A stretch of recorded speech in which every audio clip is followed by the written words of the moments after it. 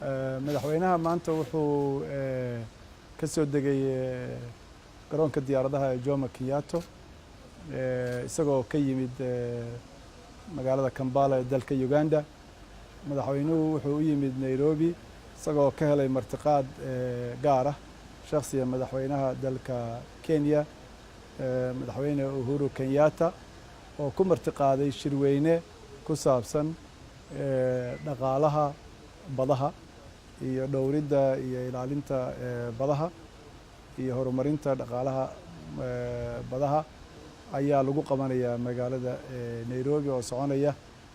berito oo bishu ay 26 tahay ilaa iyo 28 madaxweynayaal badan iyo wufuud badan adduunka ayaa ka soo qayb galaya arrintaas oo adduunka muhiimad gaar ah u leh oo ah meesha isha lagu hayo oo bani aadamku laga yaabo inuu u baxsado xagga dhaqaalaha kheyraadka badda ku jira oo kalluunka iyo ay ka mid yihiin kheyraadka badda oo dhan. Soomaaliyana arrintaasi muhiimad gaar ah ayay u leedahay oo waxay ka mid tahay saad ogtihiin dalka qaaradda Afrika marka laga reebo jasiiradda